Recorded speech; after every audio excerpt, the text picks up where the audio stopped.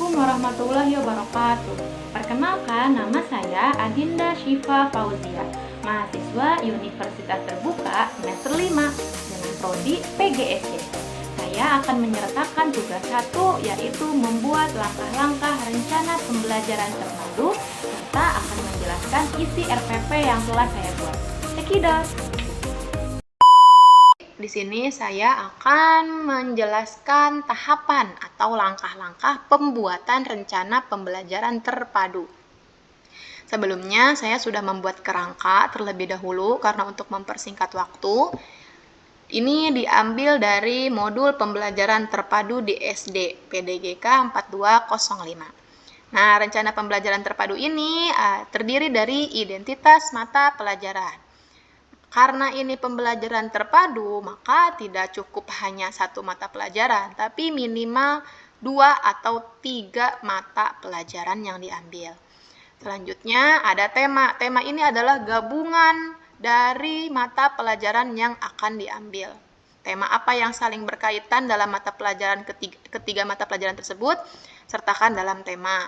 Selanjutnya ada kelas atau semester, ada waktu juga. Dan selanjutnya ada standar kompetensi. Apa itu standar kompetensi? Standar kompetensi itu adalah gambaran tentang apa yang harus dikuasai oleh siswa setelah kegiatan belajar mengajar, tetapi secara umum. Jadi apa yang akan dicapai oleh siswa setelah kegiatan belajar mengajar ini, tetapi capaiannya hanya secara umum saja. Mengapa? Karena akan dijelaskan lebih spesifik pada kompetensi dasar. Jadi kompetensi dasar ini adalah turunan dari standar kompetensi. Selanjutnya ada indikator. Indikator ini adalah tanda-tanda yang menunjukkan bahwa siswa telah mencapai kompetensi dasar tersebut. Biasanya berupa perilaku, jawaban, atau tindakan yang bisa diukur. Itu adalah indikator. Selanjutnya ada pokok materi. Pokok materi ini adalah bagian utama dari materi pelajaran. Nah, dari ketiga mata pelajaran ini atau dari tema ini, apa pokok materinya? Itu disertakan di pokok materi ini. Selanjutnya ada media dan sumber belajar. Ini adalah alat atau bahan yang digunakan untuk membantu proses belajar. Misalkan seperti video animasi ataupun poster. Nah, ini sertakan di sini di media dan sumber belajar. Selanjutnya ada metode pembelajaran. Metode pembelajaran ini adalah cara yang dilakukan guru untuk menyampaikan materi agar siswa bisa memahami dan mencapai kompetensi. Misalkan dengan metode pembelajaran diskusi, metode pembelajaran ceramah, itu banyak sekali, maka sertakan di sini di metode pembelajaran. Selanjutnya ada kegiatan pembelajaran. Nah, kegiatan pembelajaran ini adalah aktivitas yang dilakukan selama proses belajar mengajar dari awal sampai akhir. Ini ada di kegiatan pembelajaran. Yang pertama ini ada pendahuluan. Nanti sertakan di sini siswa membaca doa gitu. Terus waktunya juga sertakan. Terus penyajian kegiatan inti.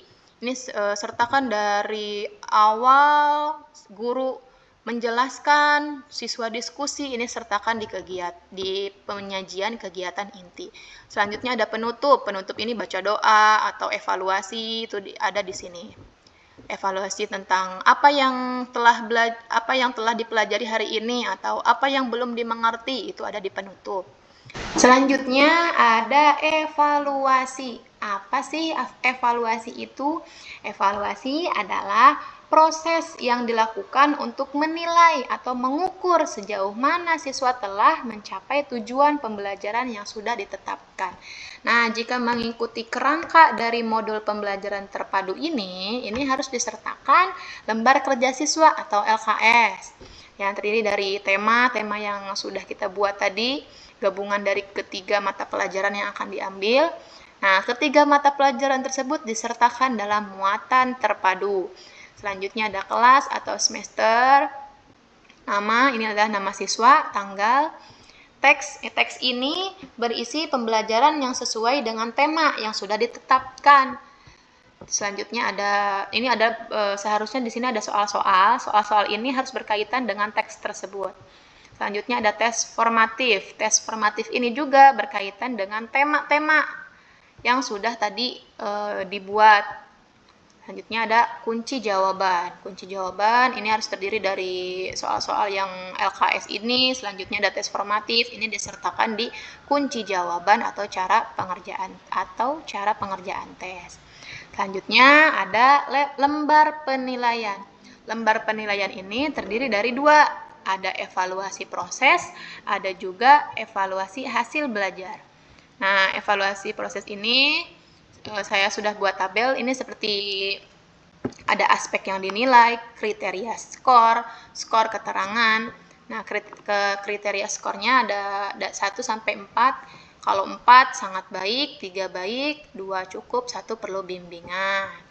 Selanjutnya ada evaluasi hasil belajar, disertakan di sini nama siswa. Selanjutnya ada nilainya berapa nih? Nilai bahasa Indonesia, PKN, IPA, selanjutnya dirata-ratakan. Jika lebih dari 70, maka ini tuntas. KKM-nya ada di 70 ya. Kalau kurang dari 70, berarti ini belum tuntas. Begitu, ini adalah kerangka yang menurut modul pembelajaran terpadu di SD. Selanjutnya saya akan menjelaskan rencana pembelajaran terpadu yang sudah saya rangkai. Baik, ini adalah rencana pembelajaran terpadu yang telah saya buat. Di sini mata pelajarannya saya mengambil dari Bahasa Indonesia, PKN, dan IPA yang digabungkan menjadi satu tema, yaitu hidup rukun dan saling membantu. Nah, ini ada standar kompetensi. Kompetensi ini siswa mampu memahami konsep kerjasama dan toleransi, mampu mendeskripsikan pengertian hidup rukun, memahami pengertian dan perbedaan simbiosis. Seperti menurut saya tadi, kompetensi dasar ini adalah turunan dari standar kompetensi, yang mana standar kompetensi ini adalah cakupan umum, capaian umum, sedangkan kompetensi dasar adalah lebih spesifik lagi, turunan dari standar kompetensi. Jika tadi siswa mampu memahami konsep kerjasama, di sini siswa dapat menyampaikan pentingnya toleransi terhadap sesama. Selanjutnya di sini mampu mendeskripsikan pengertian hidup rukun. Apa sih hidup rukun itu? Nah, jika di kompetensi dasar itu menyebutkan contoh hidup rukunnya. Selanjutnya memahami pengertian dan perbedaan.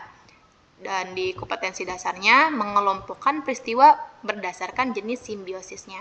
Selanjutnya ada indikator. Seperti kata saya, indikator itu adalah tanda yang menunjukkan bahwa siswa telah mencapai kompetensi dasar tersebut.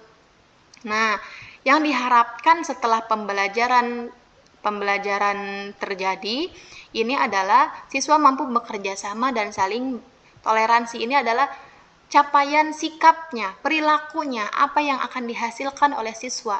Setelah tadi standar kompetensi, memahami konsep kerjasama, selanjutnya menyampaikan pentingnya toleransi. Nah, ini perilaku siswa untuk mampu bekerja sama dan saling toleransi, mampu menunjukkan sikap hidup rukun dan saling membantu, dan dapat memberikan contoh dari masing-masing macam simbiosis.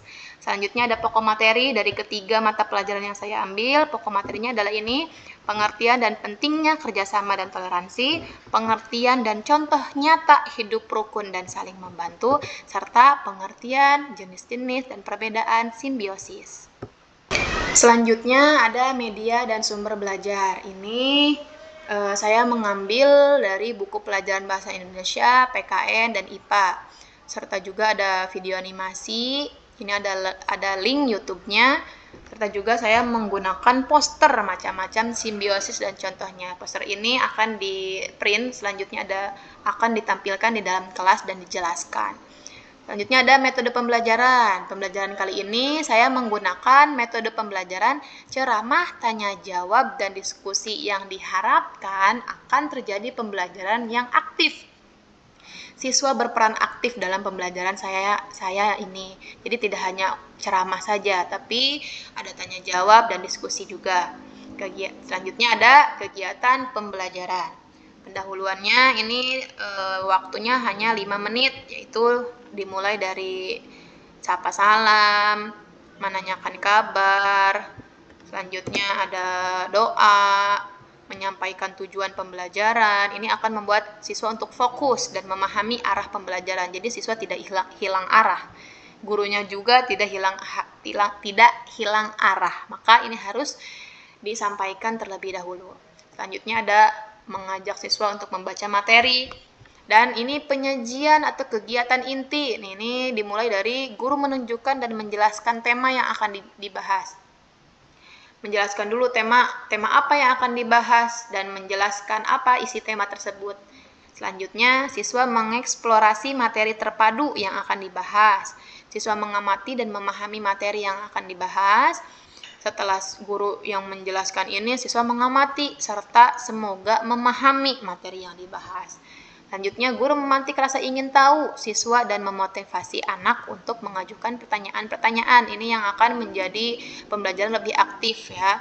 Jadi, guru ini memantik rasa ingin tahu siswa supaya siswa mau untuk mengajukan atau berani untuk mengajukan pertanyaan-pertanyaan terkait pengertian dan contoh makna kerjasama, toleransi, hidup rukun, dan simbiosis.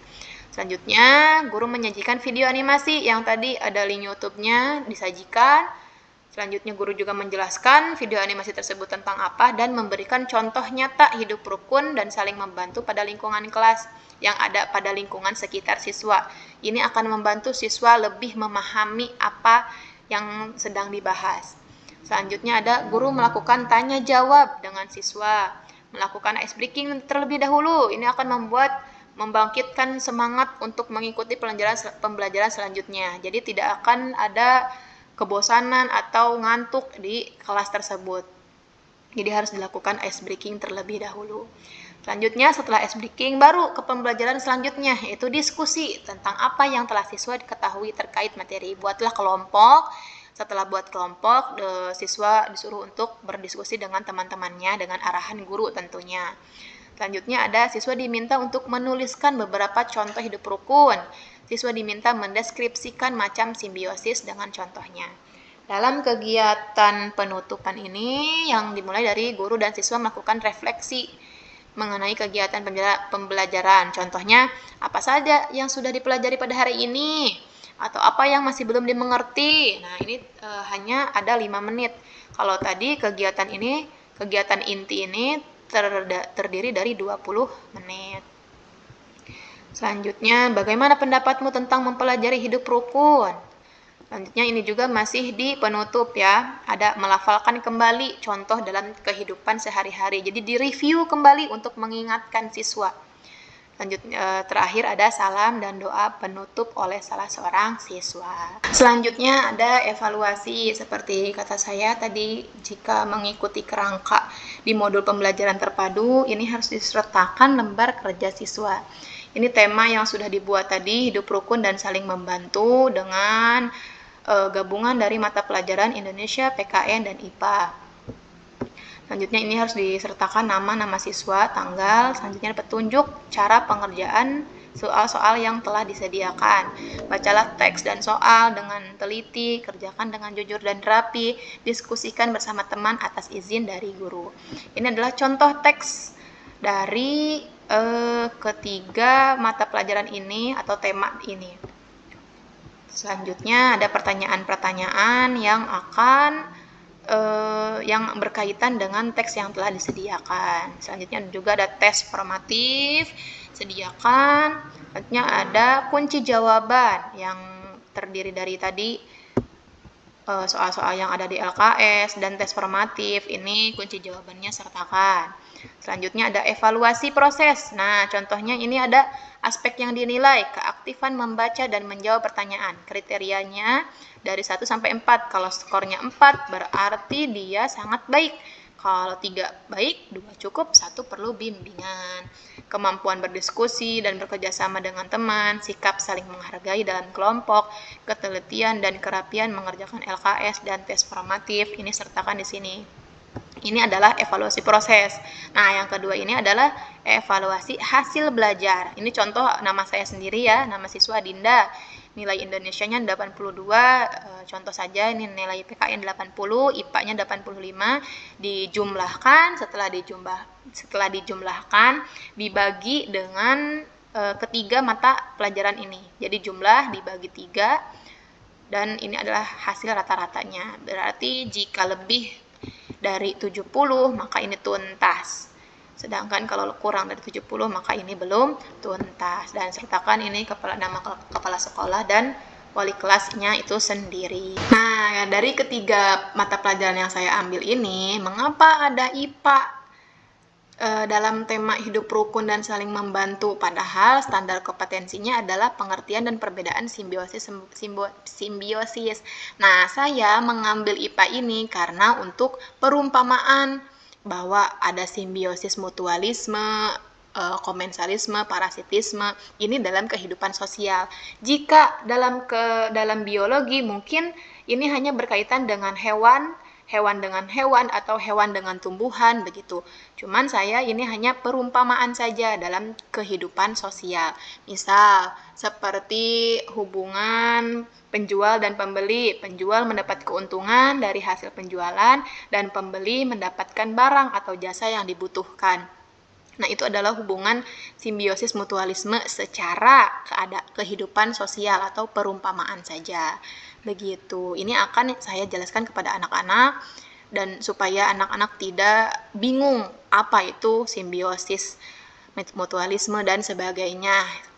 Sebab itu saya menjelaskan dengan keadaan-keadaan yang ada di sekitar siswa yang akan membuat siswa lebih memahami pengertian dari simbiosis tersebut.